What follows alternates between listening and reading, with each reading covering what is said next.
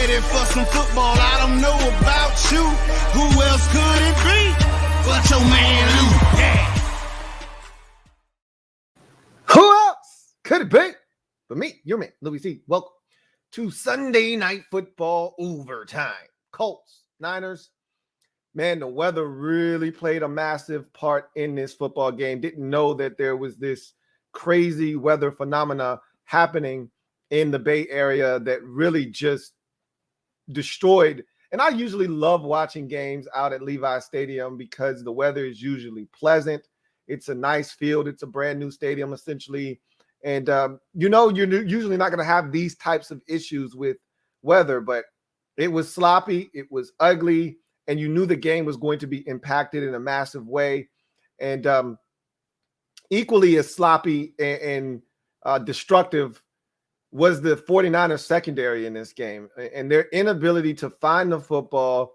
Literally, the Colts' best play of the night was chuck it deep and hope for a 49ers defender to run aimlessly into a Colts receiver. And then to top it off, on the final possession, when it really mattered the most, really two blunders by the 49ers defensively. First, Al Shazier runs right into the receiver. So I can't stand dumb football players.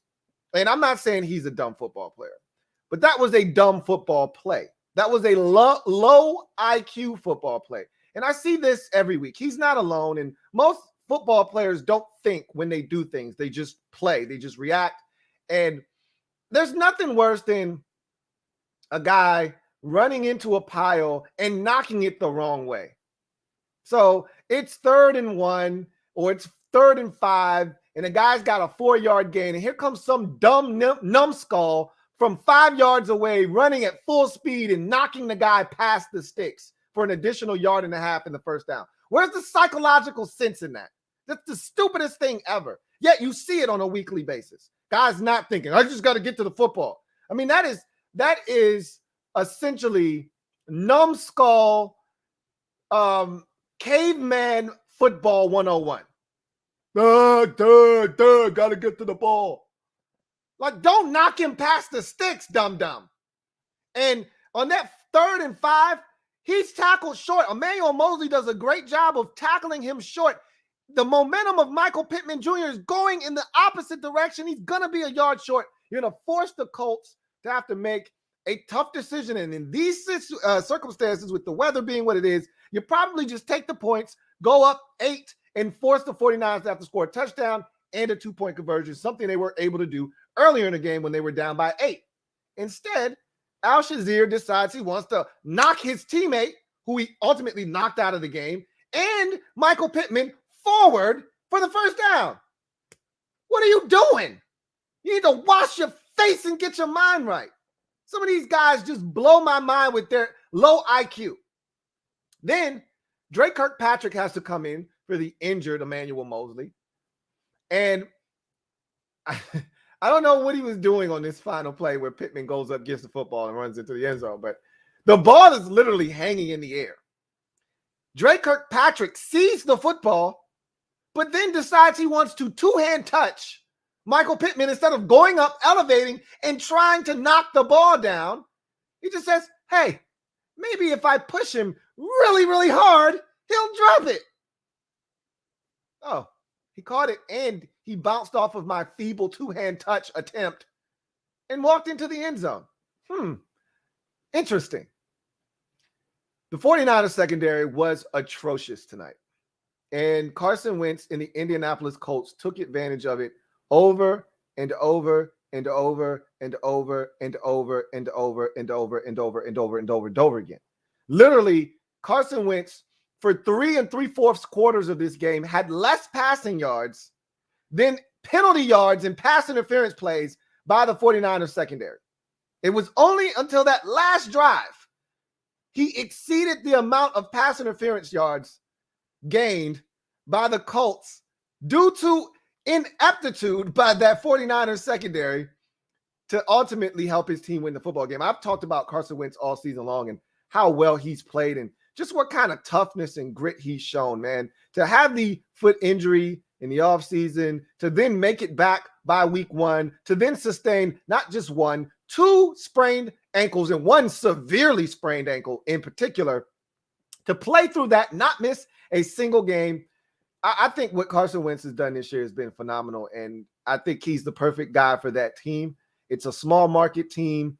There is, with what he came in after, if he would have come there after maybe Andrew Luck, okay, maybe he would have been succumbing to some of the same pressures that he endured in Philadelphia and crumbled under.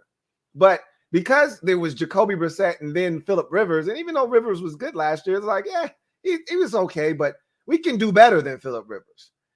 He's coming into a situation with Frank Reich, a guy who believes in him, who really led Carson Wentz to some of his best football. And I think he's in the perfect spot for his talents and for his mental state as well. And it's really working out well for him. And after a slow start to the season for the Indianapolis Colts at 0-3, they've rattled off 3 out of their last 4. And this is a team that I think is going to be in the mix when it's all said and done. Again, I don't know if they'll be able to do enough damage or not. The schedule, as I told you guys a couple of weeks ago when they lost to Baltimore, the schedule is going to lighten up here. And so they've got some very winnable games coming down the pipeline for them. If they can just find a way next week to somehow beat Tennessee at home, which they've already lost to the Titans in Tennessee already, so they can't afford to get swept by the Titans if they plan on making a move for the AFC South crown. If they lose that game, that division for all intents and purposes is done. Titans will have 2 full games on them within the division just off the strength of a sweep, and the Titans are already 2 games clear of them in the win-loss column. So this is a big one for the Indianapolis Colts next week, but this was a big win here because the 49ers were coming off of a bye week.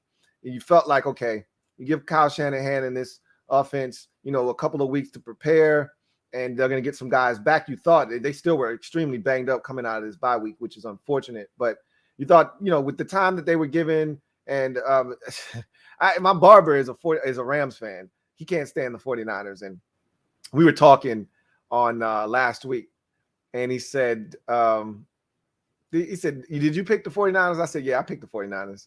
He said, you just lost the game. You made a mistake. I said, why? Why do you feel that way? He said, first of all, I told him, you're right. I should have picked the Colts. And I felt I wanted to change my pick. It was too late. I had already made my pick. But I was like, yeah, I think you're right. The Colts are going to win that game. He said, the Colts are playing good football, but the 49ers don't win at home. He said they haven't won at home in like 8 years. And he's in tune to what's going on in the NFC West. I'm not. So I didn't realize it. They haven't won at Levi Stadium in forever. Like, it's literally not a home field advantage for them.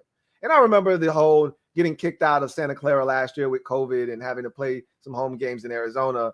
But I totally forgot that they had struggled before that, and they've struggled this year as well at home. We've watched the Green Bay game. What was that, week 3, where they blew the lead at the end to Aaron Rodgers, and they just have struggled at home. Got beat by Seattle a couple of weeks ago. I think that was right prior to the bye, maybe.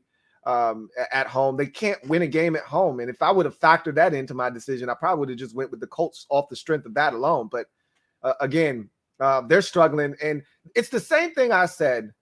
Then we'll get to one more thing with the Colts, and then we'll get to your comments. It's the same thing that I said about the 49ers when they played the Green Bay Packers. It's the same way I felt, moving forward. And I said they don't have enough offensive talent. That's the problem in San Francisco. And I've been echoing those sentiments since week 2 or 3, where I think it was after the Eagles win. I said, your offense is pathetic. You don't have anyone. And I said, God forbid anything happened to George Kittle or Deebo Samuel. You're really done at that point. And Kittle has been banged up this year, just like he was banged up last year. And when you play as hard as George Kittle does, you're going to get hurt more likely than not. And Deebo Samuel is trying to keep this thing alive with thumbtacks, super glue, Bazooka Joe gum, and, a couple wads of spit. Like, this guy, I don't know if he can continue to hold on much longer. He's returning kickoffs now, okay? Like, they don't have any spark anywhere. So they put him back on kickoffs to see if he can create some kind of a big play there. He's got to carry the ball at times. He's the only receiver that they have right now that can do anything. They got Trent Sherfield out there. What in the hell is going on with Brandon Ayuk? Nobody really knows. They don't have anything at receiver other than Deebo Samuel. And that is the problem offensively for the 49ers. It's not Kyle Shanahan, even though I thought the play calling tonight was so unimaginative. But it doesn't matter. Who are you going to get the football to? What are you going to do? The only thing I thought they could have done more of was just like the Colts. Take some shots. Throw it deep. But the Colts play that too deep system where they're keeping everything in front of them. You're not going to get those plays where guys are able to get behind them and you're in that trail technique and you don't turn, locate. You just run into a guy like a caveman. You're not going to get that with the Indianapolis Colts too often because they play those two deep safeties. That said, I thought they should have taken some more shots down the field. That's how I felt. Like on a night where it's just nasty out, see if you can't get the officials to help you out like the Indianapolis Colts did. But the 49ers just don't have any offensive firepower. And with Kittle being out, I mean, you go from Samuel, who I think I heard tonight is 23% of their offense, which is ridiculous. Without Kittle, who's probably another 17 to 18% of their offense, you're talking about an offense that just struggles to move the football and struggles to generate any explosive plays. And when you've got to continuously nickel and dime your way down the field, something bad eventually is going to happen. There's going to be a sack, a batted ball, a penalty. Something's going to happen that's going to send that drive in reverse or and keep it in neutral, or you're going to end up having to punt. You're just going to be too far behind the sticks. So, and I thought the play that was so indicative in a microcosm of where the 49ers are as an offense is that last interception to Xavier Rhodes. Why are you forcing that football there? Like, that was sticky, tight coverage. Nowhere to go there. You know why? Because he's got nobody else to throw the effing football to. That's why. You think the Colts don't know they're going to Deebo Samuel right here on third down and whatever it was? You don't think they know that?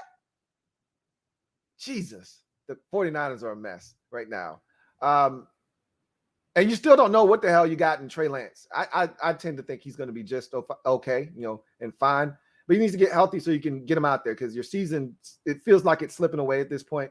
Even though, as I mentioned, the NFC is wide open in terms of that 7 seed.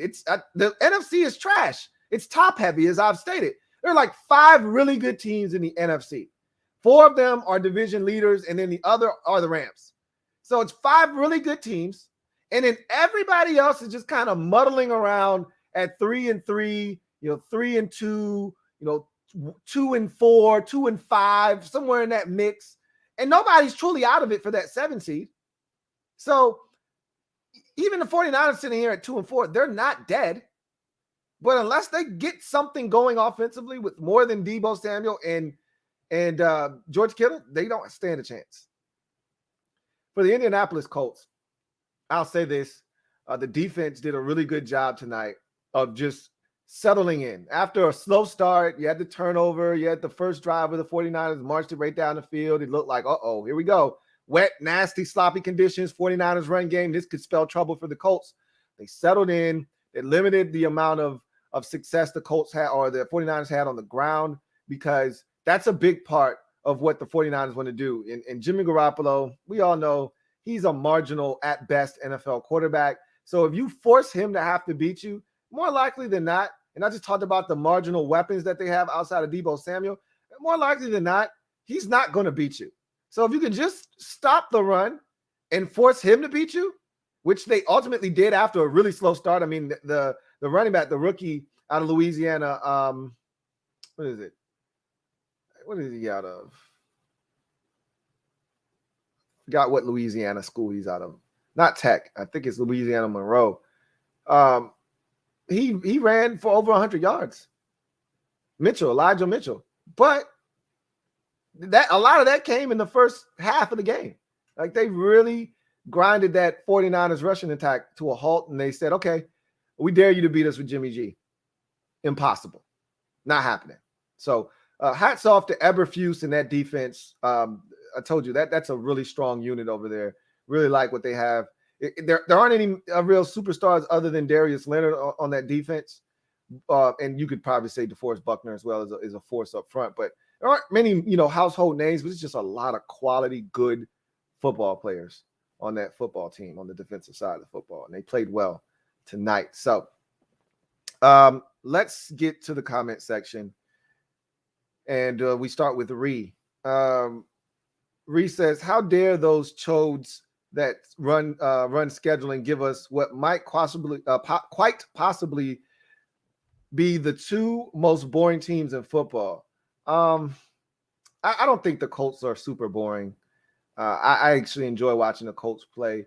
Same with the 49ers. I don't have a problem with the 49ers, but you throw in the weather conditions and it made for a tough watch. This was not a fun game to watch, but I digress.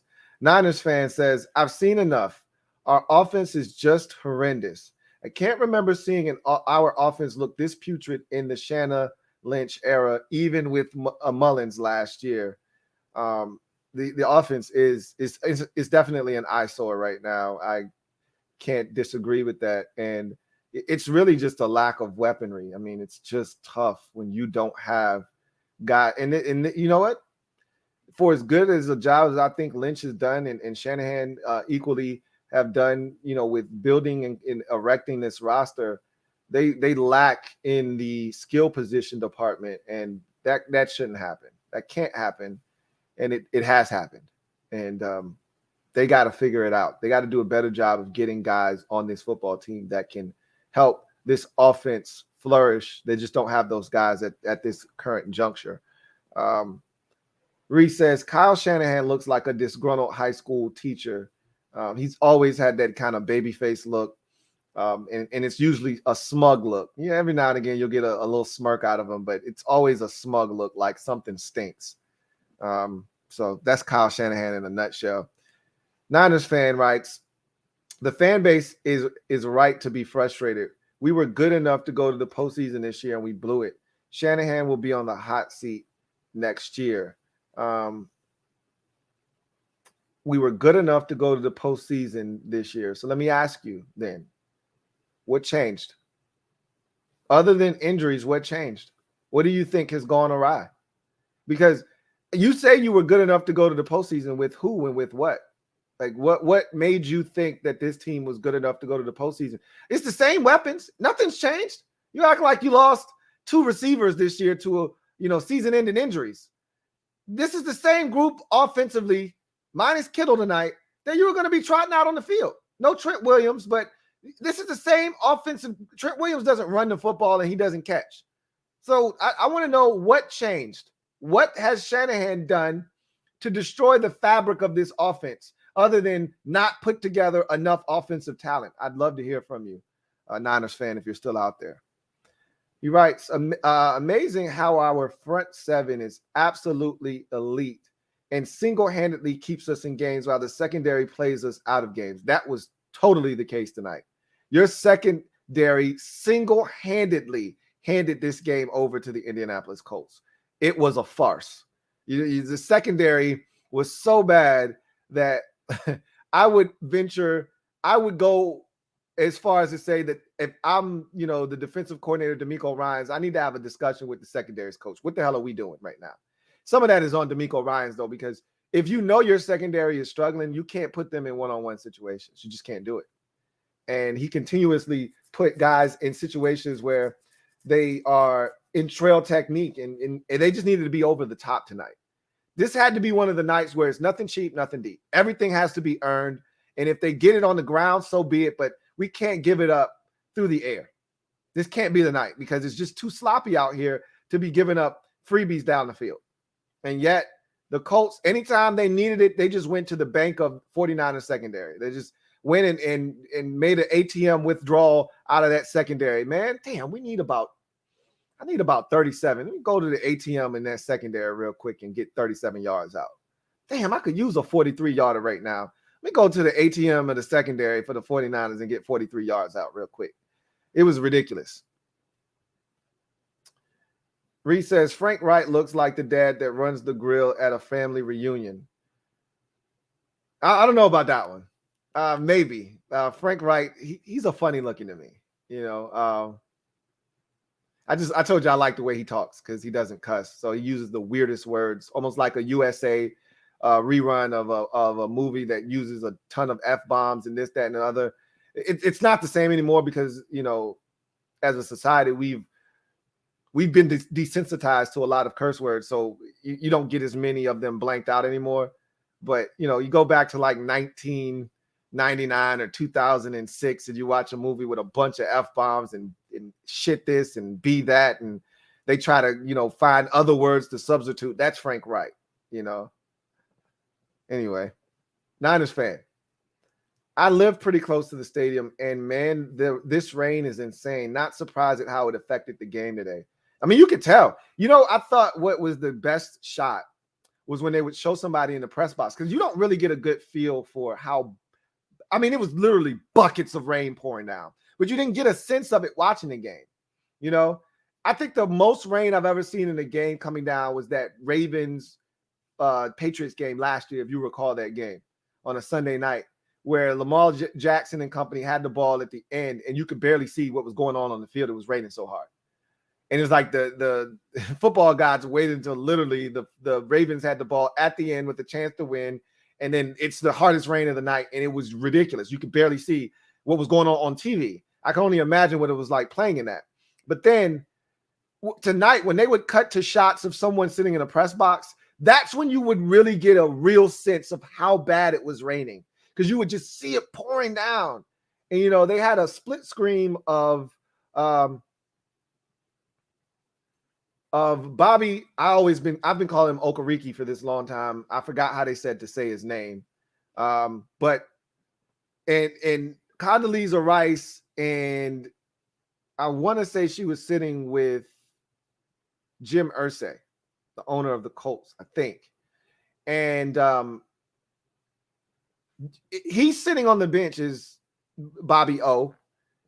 And it doesn't look like it's raining as hard. But then you look at the press box and it is just coming down. So that rain was a massive part. So many drops, so many fumbles tonight. That was to be expected. It really was. Got a super chat. This is from Vincent Coe.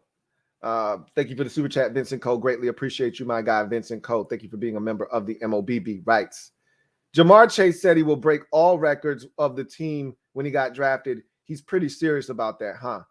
And to think there were actually Cincinnati Bengals fans out there that were livid. Oh my God, how could we take a receiver? We've got plenty of receivers. We need to protect Joe Burrow. What are they doing? And I said, for all of y'all that wanted to tackle, and I said this when they drafted, I said, shut up. Shut your mouths. Shut them up. Okay? Zip them. Okay?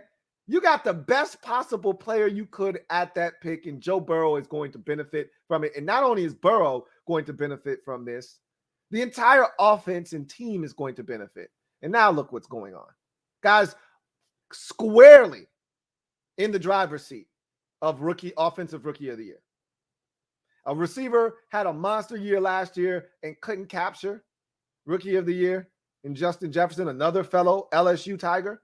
This year, I don't think there's a quarterback that's going to be able to stand in his way. Last year, we had some studs at the quarterback position. He wasn't going to win it with Justin Jefferson. This year, we don't have those same studs. They're not performing at the level that those quarterbacks last year were performing at. Thus, I don't see anybody stopping Jamar Chase. If he stays healthy, I can't see anybody stopping Jamar Chase from getting offensive rookie of the year.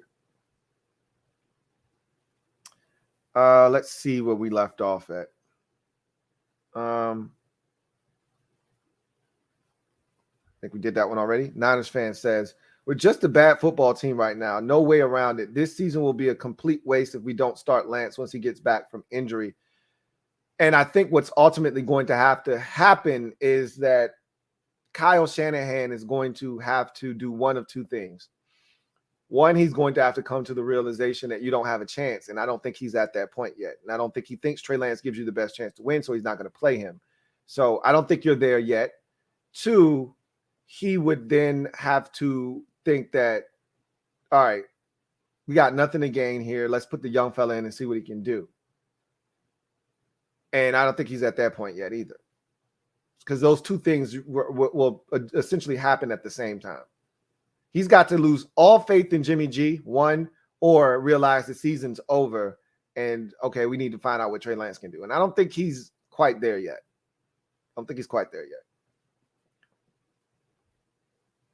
Reese says, what's gotten into Cincinnati, Lou? These boys bodied the Ravens. Never thought they'd be leading the AFC North 7 games in. Football is weird. First of all, yes, it is. Secondly, I've been talking about Cincinnati since the offseason. I said, I could not have imagined they'd be doing what they're doing right now. I never thought they'd be this good this quickly. But I said, I really like what they did in the offseason. And I said, if Burrow's healthy and he's got confidence back in his knee, and that's going to take a little while, and he seems to have gotten back to where he needs to be, and they are able to stay relatively healthy because mixing is such a huge part of what they do, then they've got a shot to be in the mix in the AFC playoff race. And I was thinking more like wild card, you know what I'm saying? And they still may not win the division just because they beat Baltimore there, but they didn't just beat them. They annihilated them. They embarrassed Baltimore today. And I think the Ravens were due for one of these. They've been living on the edge all season long. We'll do that on the podcast, tomorrow or Tuesday, whenever I have it. But Cincinnati's really good, man. I've been talking about that defense because we know offensively they got all the pieces. They got all the Jamar Chase was the final piece of that offensive puzzle, which is why I couldn't understand why people were bitching and complaining about taking Jamar Chase. Like, are you serious? With those receivers, you add Chase to the mix. Now you've got everything. You've got a 1. You've got 2 2s. Tyler Boyd is a 2. So is T. Higgins. So you've got a 1, 2 legitimate 2s. Okay. You've got CJ Uzama, who's playing like out of his mind at tight end position the last few weeks. So you've got a legitimate tight end threat. Drew Sample is a solid number 2 option at tight end. You got Joe Mixon at running back. He's playing well. They got the Perry kid out of Michigan who's doing a good job out of the backfield as well. And and then you got Joe Burrow. Like, that offense is ridiculous. And then the defense, that's the most improvement. That's the biggest improvement we've seen with that team is Trey Hendrickson and Mike Hilton and Chidobe Awuzie and Larry Ogunjobi. Like, all these guys that they brought in free agency have come in and made immediate impacts on that football team. And you're just seeing them grow, and the confidence is swelling each and every single week. They're getting more and more confident. They're a dangerous team. Now, it's far from over, right? But they're a dangerous football team, for sure.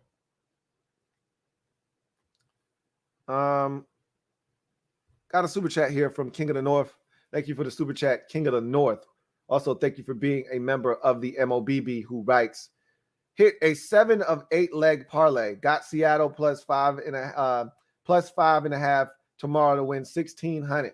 What do you think? Can cash out now for 750. Nah, sit there and get that money, bro. Seattle, they're not covering that number. So they're going to lose by more than 5.5. So I think you're good there, man. You're going to win that money, man. I think coming off of a bye week, I think the Saints are going to drub them. With no Russell Wilson, I think you're good there, man. So I say sit there and get that final leg of that parlay, man. Get that 1,600. Fat American. Now, look, do what you think is best. I don't want you to lose money or an opportunity to get the 750. But I think Seattle is going to lose by a touchdown or more tomorrow. I can see that happening. But, it's still Jameis Winston. You know what that means. Anything can happen. So be careful. Make the decision that's in the best interest of you and your situation. That's all I'll tell you. Fat American, thank you for the super chat. Greatly appreciate you. Thank you for being a member of the MOBB, who writes, do you think this Washington football team has the ability to get hot like the 05, 07, and 12 teams? I mean, I guess anything is possible in the NFL. I don't really know. Sure. I mean, the easy, low-hanging fruit answer is sure. Yeah, absolutely. Why not? The schedule is very doable. They could, of course, catch fire. But you have to make a difference. Like, they could catch fire at the end of the season, but if you're 8 games under 500 and then you win your final 5 games against all those division opponents, what difference does it make? You're still too late. Too little, too late. So, yeah, they could catch fire, but you got to make the fact that you catch fire actually mean something. And the only way that that can happen is if you start winning some games now and giving yourself a chance to get to a point where winning 5 out of 6 or winning 4 out of 5 will actually give you a chance to make a postseason run. So, sure, it could happen. The likelihood is that it doesn't, but anything's possible, as we all know in the NFL. Got another super chat. This is from my guy, JL Smooth, John Livingston. Thank you for the super chat and for being a member of the squad, who writes, "What up, Lou? What up, JL Smooth?" He says, "Hope all is well. Stress-free football is great, especially after that heartbreaker." He says, "I know a lot of Jets fans, and they're calling for Salah's head already." Thoughts? They're bad, man. That football team is a disgrace right now. And the sickest part about all of this is that the one thing you thought, there's nothing worse than thinking your defense is going to be good. Nothing worse than thinking your defense is going to be good and then it actually not turning out to be good. Here's why that's so debilitating. If you think your offense is going to be good and it's not, it's okay. Because if you were planning on winning games 34-31, that was a flawed strategy anyway. I don't care how good you are. If you're planning on winning shootouts on a weekly basis, you're going to get your feelings hurt. But if you're planning on being good defensively, even if your offense stinks, you got a shot almost every week because your defense is going to keep you in ball games. So when you're banking on that and you're thinking, hey, look, I don't know what this offense is going to look like. And they went out and got Corey Davis and they drafted Zach Wilson. And, they're bringing in all of these different parts offensively. We don't know what the offense is going to look like. But we know with Robert Saleh coming over from San Francisco and what he was able to do with that defense, we are supposed to be good defensively.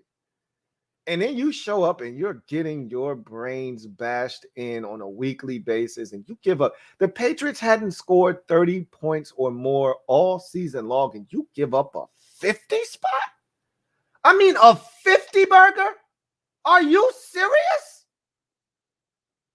I was watching that game today and I said, oh my, because it was 31 in the first half. I said, oh my God, they're going to give up a 40 burger today. Not in my wildest dreams that I think the Patriots would pour it on thick and add another patty on top of the 40 burger and end up taking a massive bite out of the biggest 50 burger of the season. I don't think that's the first team to eclipse 50 this year. They're a mess. Zach Wilson got hurt, and before he got hurt, he was stinking up the joint. They can't do anything right on that football team right now. They're lost.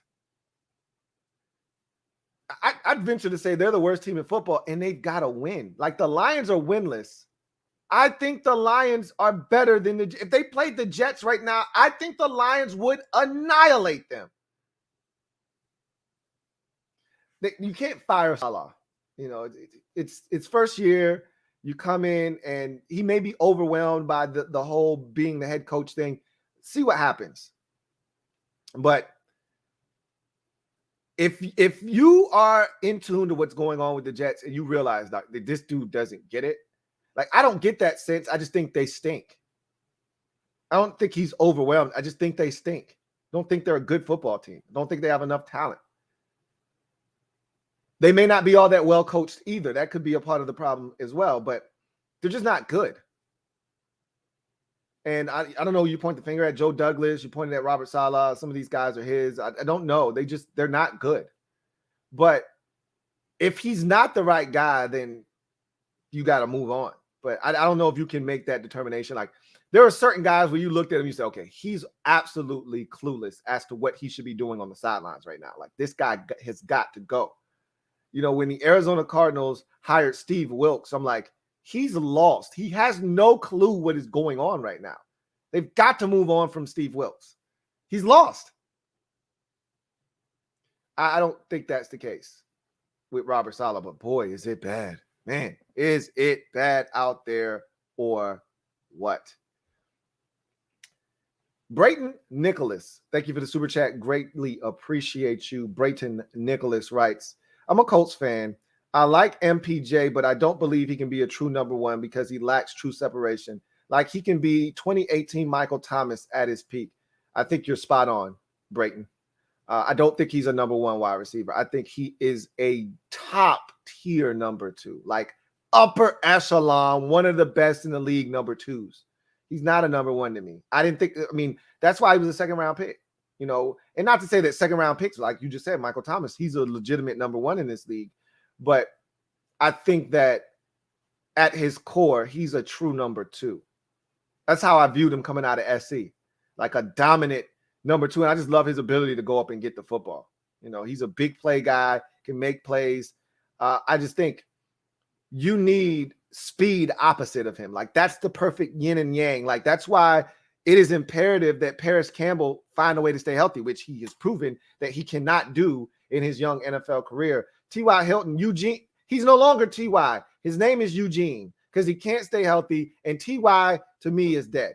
It's now Eugene Hilton, and Eugene is starting to break down. Okay, he can't stay healthy. So you need another guy. And that guy needs to be a dominant speed type of receiver. And you're probably gonna have to draft that guy because I don't see Paris Campbell staying healthy. And Eugene is at the end of his career. So that's unfortunate though, because they've tried to draft somebody with some speed, but like I can't keep doing these Doolins and some of these guys that you've had and Pascal, who I really like, went to ODU, but I can't keep doing these guys in Indianapolis. Like you have to just say, all right, we're gonna stop playing and draft the first round wide receiver. Like let's cut the nonsense out. Let's stop getting these undrafted guys and these late round guys that we're trying to find gems on. You spent the second round pick on Pittman. That's great. Now let's take the next step, spend the first round pick, get a real threat out there opposite of Pittman, and let's go to work. All right. So I agree with you. I think he is a number two, a high level, upper echelon number two. If he's a one, he's a bottom tier, low end number one. Sort of like how I felt about Alshon Jeffrey in his career, like a low tier back end number one. You can get away with it, but it's not ideal. It's not ideal. Fat American, thank you for the super chat. Greatly appreciate you, my guy, Fat American. Double up. Thank you for doubling up, Rights. Hey, Lou, love you, man. Likewise. And the mob. Yes, sir. MOBB, stand up. You know what it is. As always, we in the building. Let's get back to the non-super chat comments. See where we left off at. Right here, Niners fan says, in our fan base, there's a section which thinks it's sacrilegious to criticize Shanahan. But if he doesn't start Lance, you'll continue to hear the booing until the end of the year. I would have been one of those fans if I was a 49ers fan. That would have been like, hey, y'all back off of Mike or Kyle. Like, Kyle isn't the problem, but you gotta know when to say when. And at some point this season, he's gonna have to realize. And this is the thing, and this is what you got to understand, Niners fan, is that I've explained this to you, and you understand this concept because you've even said it to me, and you thought you could win tonight. And you said, man, I looked at the schedule, Lou, and why not us? And I was preaching this to the Washington fans, like, hey, the NFC, it's wide open back end. It's 5 teams that have clearly separated themselves from the rest of the pack. And then those last 2 seeds, 6 and 7, shit's wide open. Nobody's claiming those right now. Nobody said, hey, I got one of those. Like, the loser of the NFC West already has got dibs on the 5th seed. They're like, yo, don't nobody even eyeball the number 5 seed. If the Rams don't win the division, they're like, I'm the 5 seed. If the Arizona Cardinals win the division or don't win the division, they're like, we got the 5 seed. After that, 6 and 7 aren't spoken for. So Kyle is going to look at that and say, why not us? Why can't we turn this around, get hot, get some guys back from injury? Why can't we get hot, win some games, and be in the mix? And if that's the thought process, which it still should be, he's not going to start Trey Lance unless he thinks Trey Lance gives him the best chance to win. And you and I both know he doesn't feel that way about Trey Lance right now. The fact that that man had 16 rushes in the game that he got injured in tells you all you need to know. They don't think he's ready to drop back and make things happen from the pocket. So I don't see them going in that direction until they clearly feel like, okay, we're out of this thing, or Jimmy Garoppolo gets hurt, or they feel like, all right, Jimmy stinks and he's hurting us, not helping us. We might as well play Trey Lance. I don't think they're there yet. Reese says, it was raining like a cow pissing on a flat rock. We could hear it raining, for goodness sake. You know it's bad when they cut the commercial break and there's no more, they're playing the little music or whatever, and you get that sound, or an official's mic comes on and you could just hear it. And you could just hear the rain hitting, whatever surface. It was definitely coming down. Reese says, Michael Pittman Jr. is making a habit out of these ball fragment grabs. BFGs all day long, all day strong.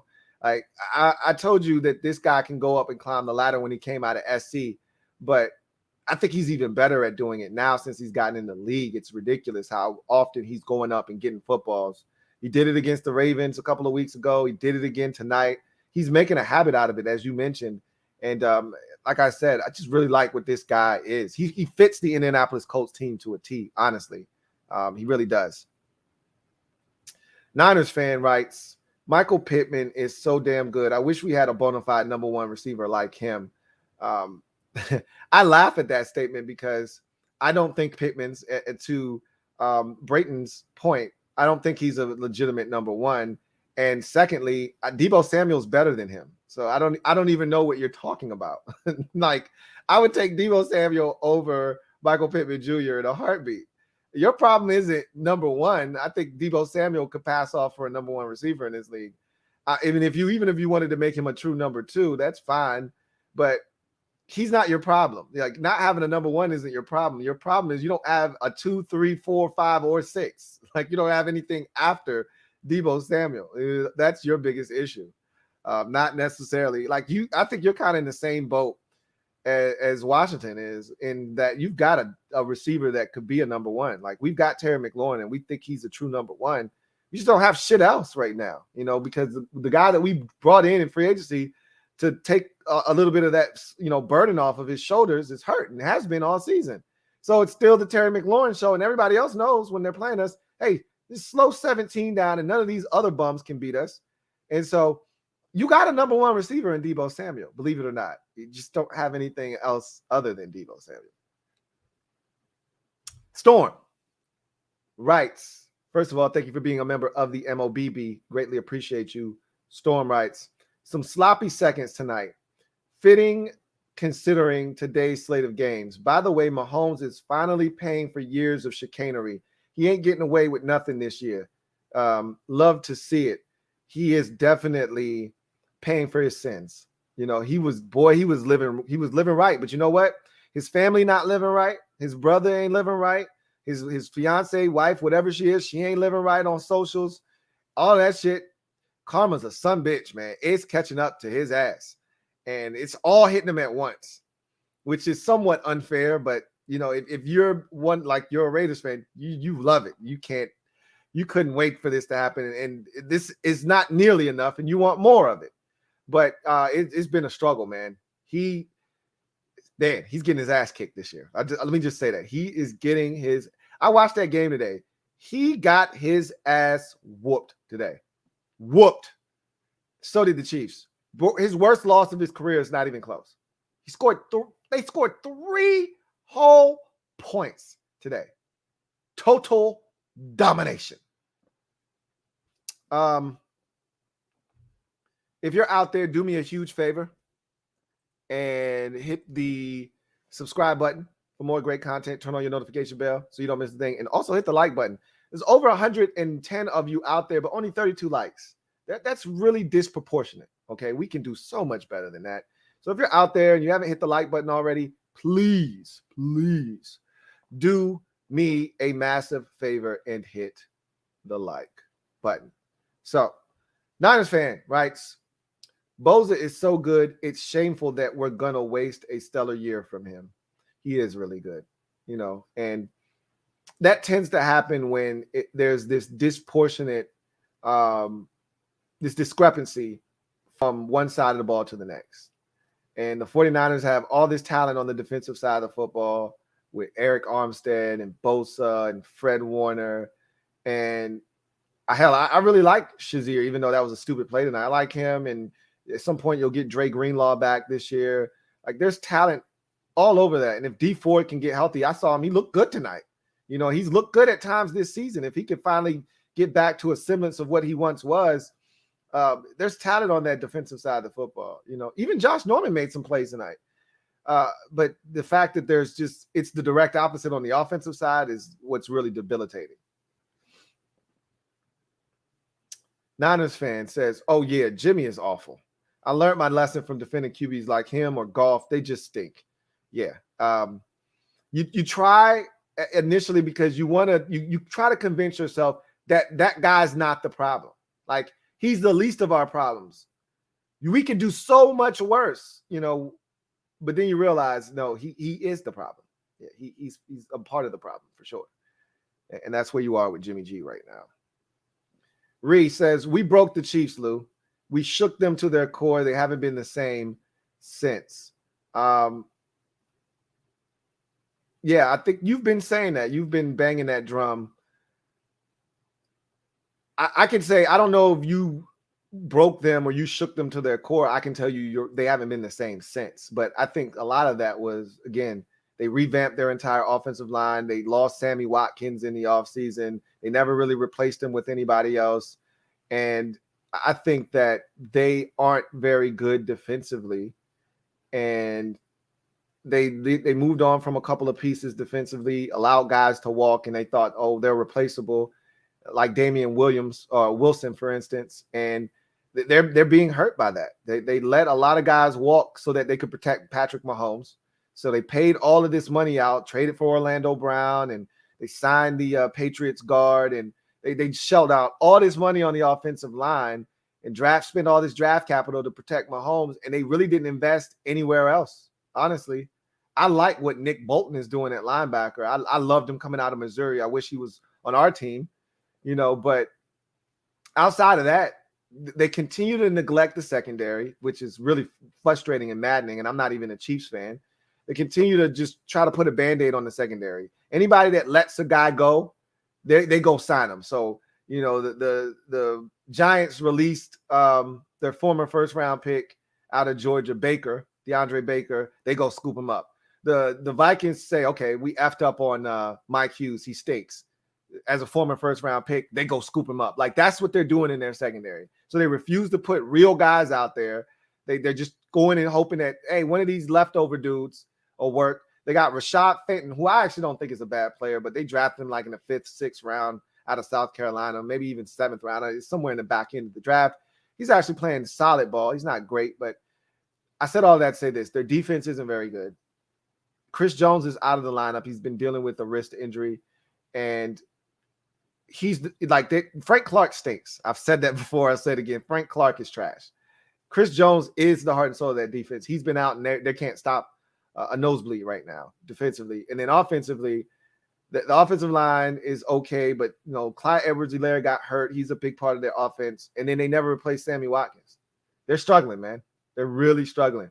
So they let a bunch of guys walk in the offseason, tried to revamp the offensive line. It's a mess.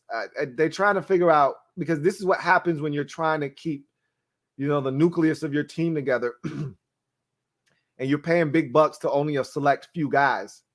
I think it's a disproportionate amount of money being spent on like maybe 7 or 8 guys in that locker room. And I think they're hurting elsewhere because of that. You know, obviously you got to pay Tyreek Hill. Obviously you got to pay Travis Kelce. Obviously you got to pay Mahomes.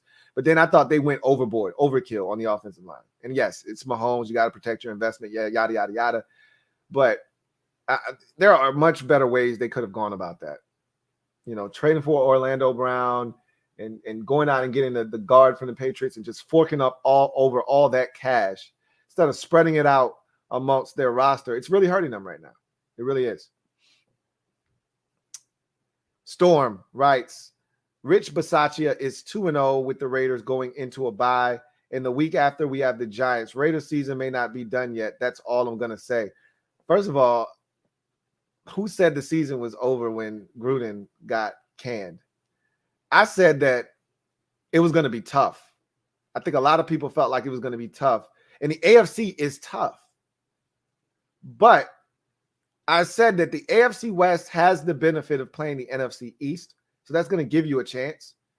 And you haven't wasted your get out of jail NFC East cards yet. I think you just opened up your first one in the Eagles.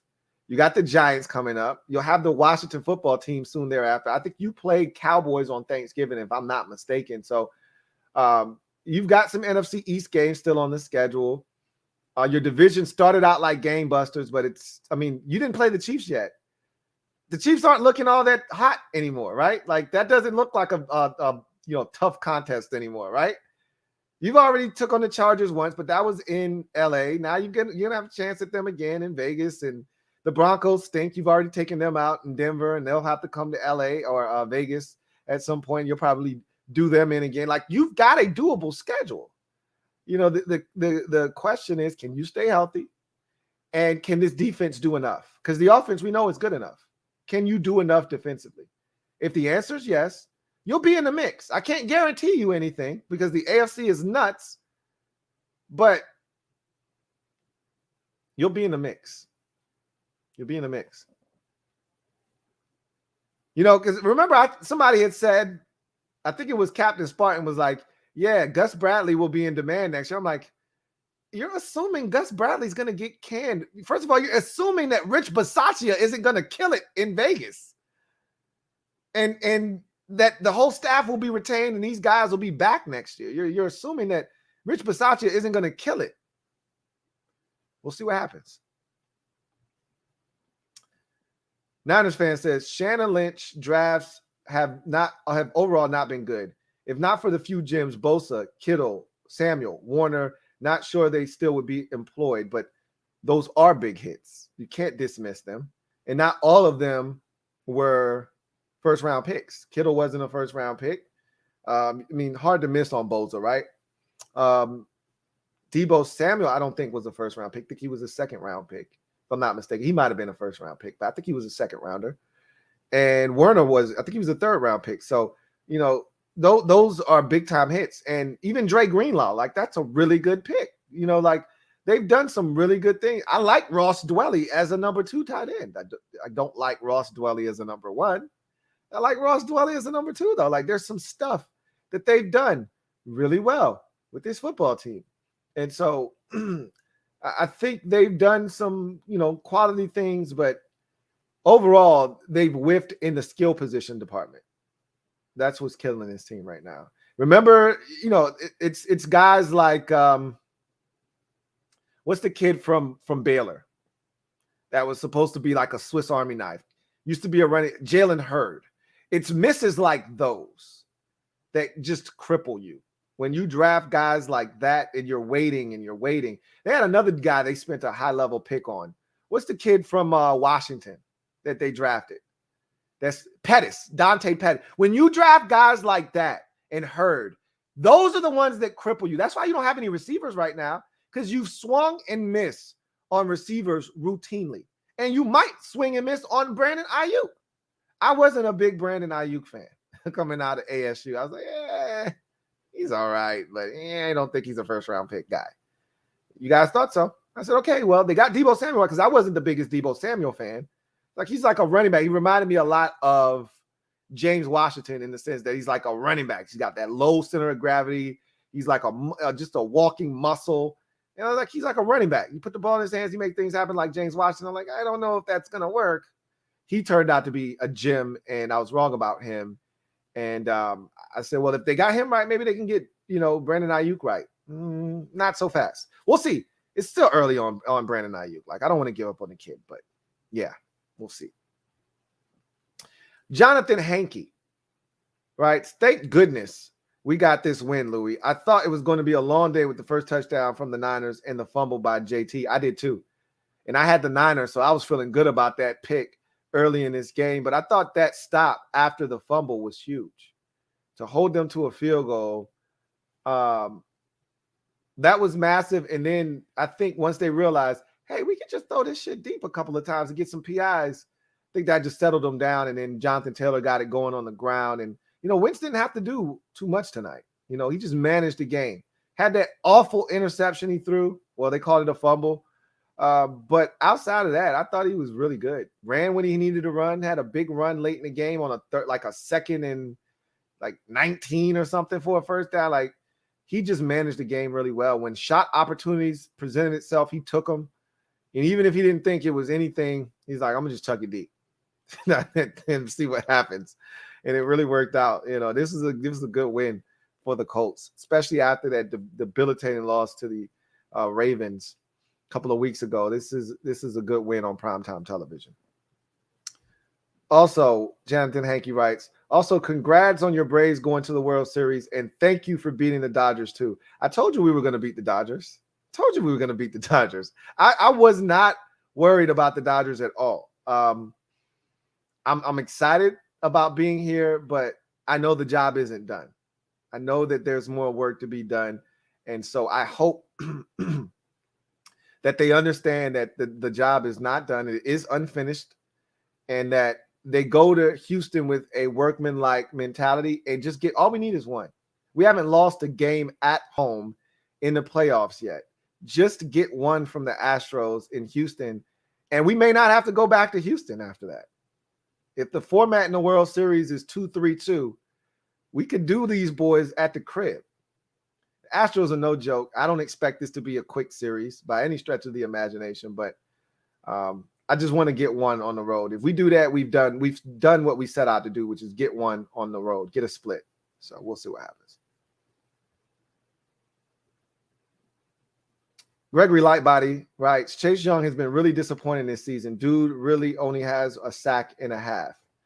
He's been somewhat disappointing. Yes, absolutely. I can't deny that. But, I thought there was going to be this massive second-year leap for him, and it's turned out to be a second-year slump, a sophomore slump. It happens. It happens.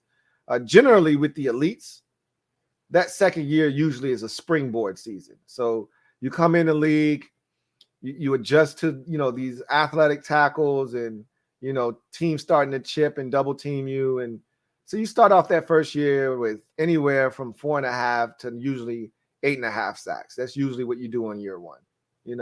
If you're really special, you might get, 9.5 or 12.5, which is crazy talk in a rookie season for an explosive rusher. That second year, though, that's when you figure it out. You know what teams are trying to do, and you figure out what it is and what it takes to take it to that next level. And that's when you break out. And that's when J.J. Watt has 20.5, or that's when Khalil Mack goes from 4.5 to 14.5 or whatever it was in his second year. That's when you see that massive jump. And I'm shocked because I thought we were going to see that this year. And then you see that play against Isaiah Wynn in the New England Patriots in the first preseason game where he latches and snatches him. And I'm like, oh, shit. Chase figured it out. He's using his hands. Haven't seen that since. It's all bull rush and there's no technique. And that's disappointing.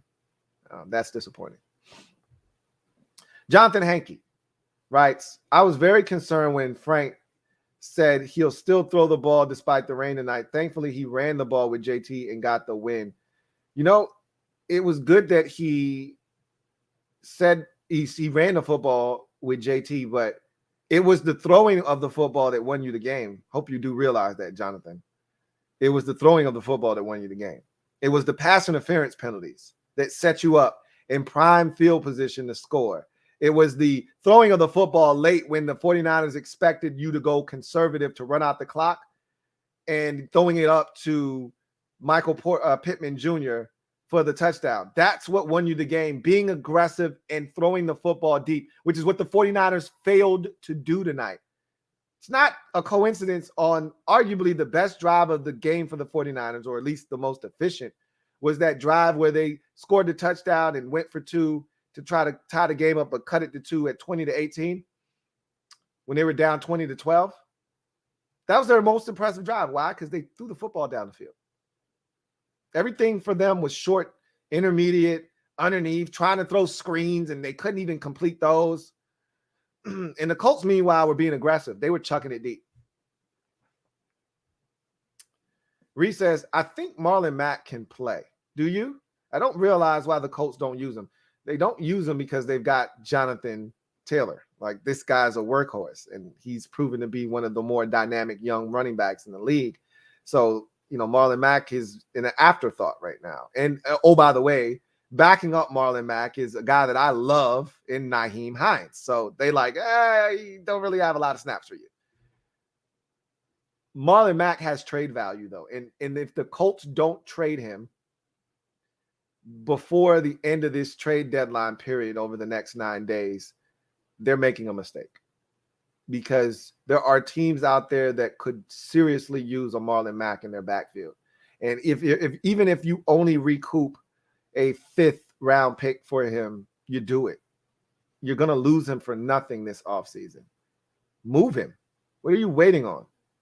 I guess they're trying to, maybe see if there's a little bit more action out there that prompts them to, be able to drive up the price a bit, but get him out of there. Move him. Get something for him and move on. I don't understand why they're holding him hostage. The longer you hold on to him, the more time you're giving for something stupid to happen, like him to sustain an ankle injury or tear his ACL or something stupid to happen. Get rid of him, get something for him, and move on. I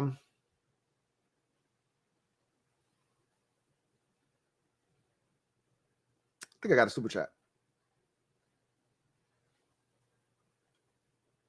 Captain Spartan 04. Thank you for the super chat. Greatly appreciate you. Captain Spartan 04 writes, NLCS champs, baby. Take advantage of their pitching.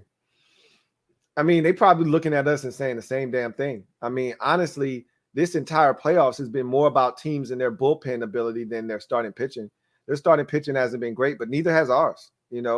I thought that of the second half of the season, Max Fried had been lights out. He got shelled in his last outing. I mean, even the outs were hard hit balls by that Dodgers offense. And I thought Ian did a good job. And, it was a risky, proposition of Snit pinch hitting for him in the 4th inning, but it worked out. Adriana came in, got the double. And then we know what, the MVP of the NLCS, it came up and did, Eddie Rosario, with the 3-run blast. But, that was a good bounce back start from Ian, because I thought the start before that, I think it was game 2, might have been game 3. I thought he got wooded up. I thought they were squaring it up against him and really hit him hard. So, the only pitcher I think that has been really consistent for us, to be honest with you, in this postseason has been Charlie Morton. Everybody else has kind of been hit or miss. So I think they're looking at us and saying, hey, we can take advantage of their pitching as well. So we'll see what happens.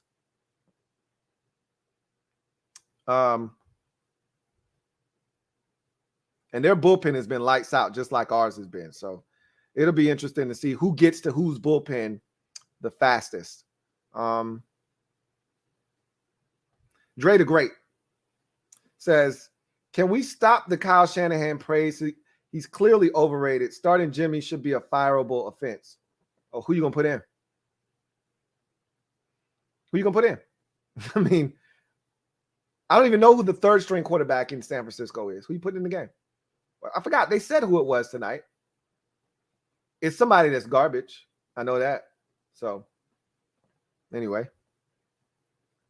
Emperor Meech writes, time to just start the trade era. Get him reps now and get him ready. Well, he's got to get healthy first. But I think that's what Niners fan is saying. That's what I think some 49ers fans are alluding to.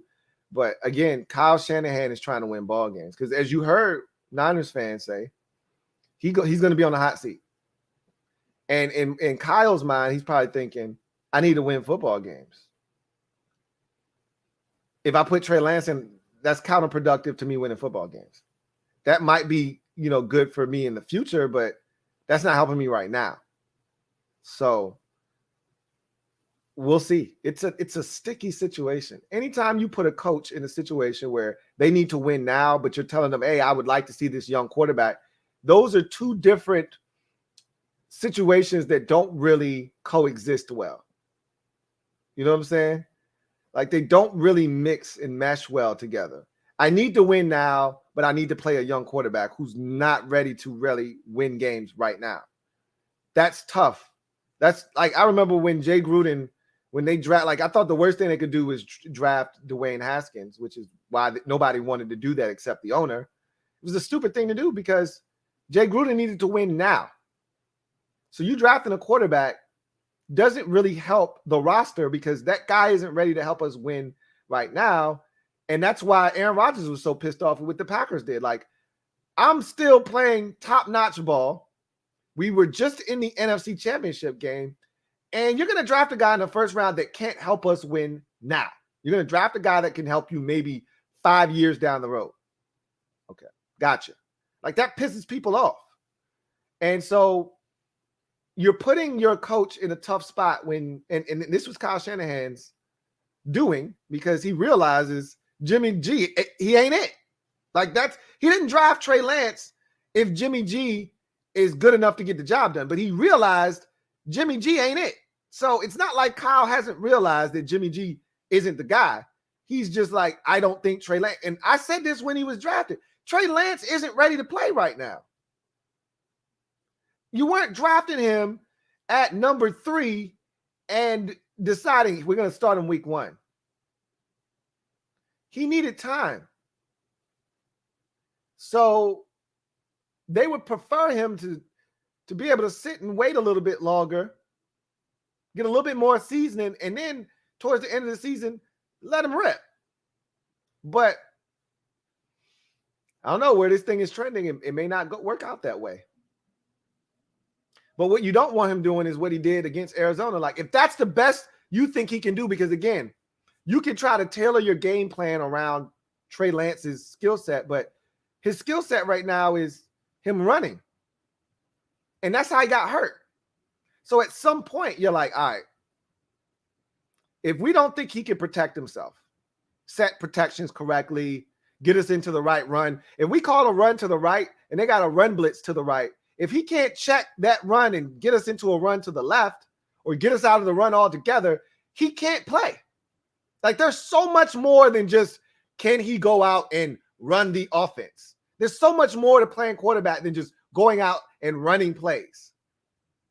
There's so much communication that goes on pre-snap, at the line of scrimmage, setting the protections, making sure everybody gets lined up correctly. There's so much more that goes into this. And if you don't think he's ready to do all of those things, then you need to try to get him ready. But that takes time. That doesn't happen overnight. So what I don't want him doing is running 17 times a game. That's not beneficial for anybody, including him. So we'll see what happens.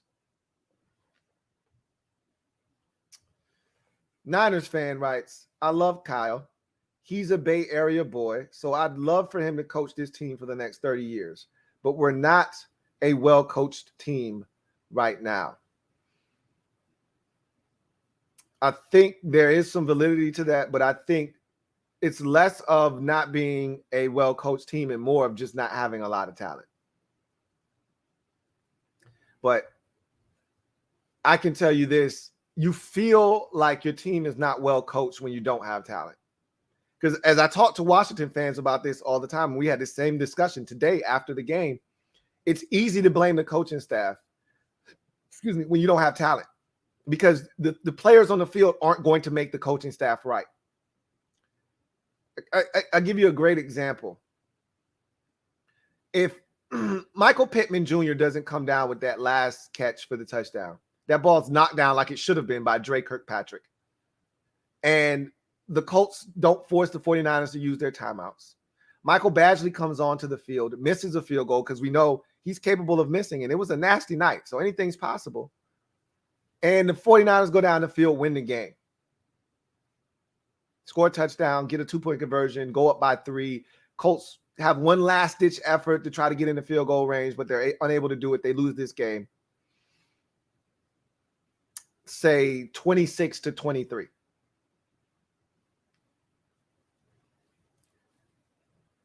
What do you think is going to be said after this game? You know what the fans are going to do? They're going to blame their head coach, Frank Reich. Oh, he should have run it late in the game. He should have made them use their timeouts. We were in field goal range. But you know what? Michael Pittman Jr. went up, made a play, and made his coach right. No pun intended. He made his coach right. And so nobody's second guessing Frank right now.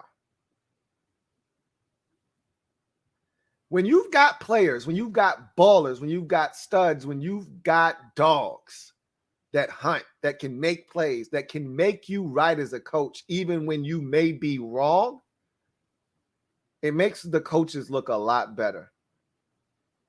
When you don't, and maybe you don't make some of the right decisions. Maybe, your team isn't disciplined, this, that, or third. Those things happen from time to time. But when you don't have talent, you can't mask those things. They come to the forefront.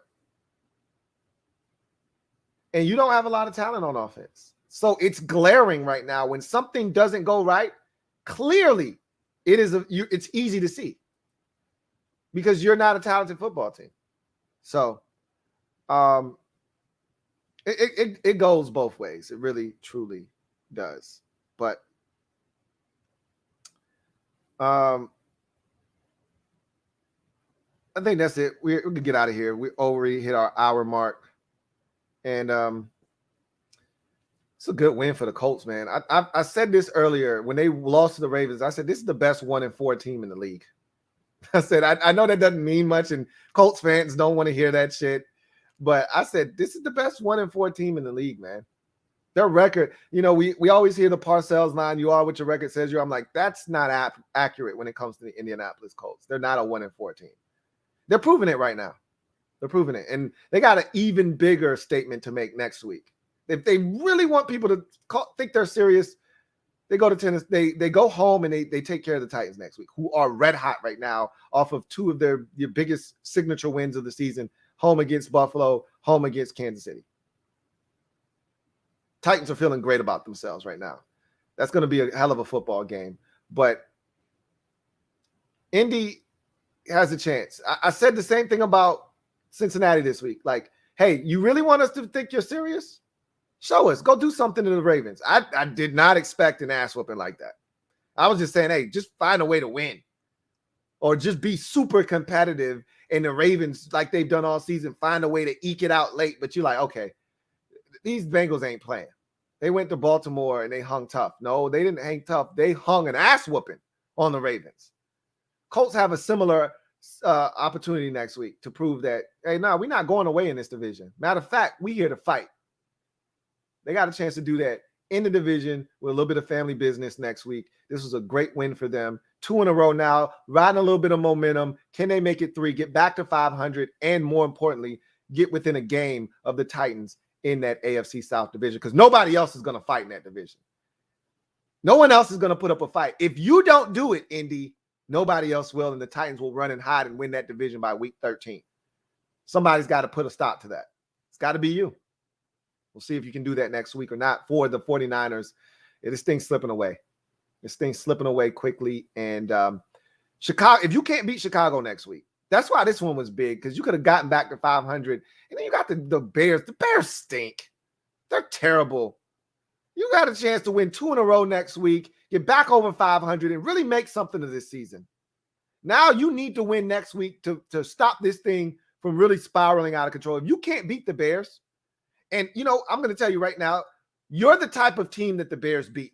That's why the Bears don't stink every year, is because when they play anybody good, like Tampa today, they get their asses run out of the building. That's what the Bears do. They don't beat good teams. They beat teams like the 49ers. They beat Cincinnati earlier this season when Cincinnati didn't know if they were good or not yet. That's what the Bears do. They feast on the little sisters of the poor, and they get destroyed by the upper echelon teams. Well, you look like food to the Bears. You're probably looking at the Bears like food, but they're like, no, we're going to have us some Niners for dinner next week. If you can't beat the Bears, then it's time to start Trey Lance. Don't think you have to start him next week. But it'd be nice to see Lance against Fields, two young quarterbacks going at it. But if you can't beat the Bears, it's time to start Trey Lance. Colts win the game 30-18 in a monsoon.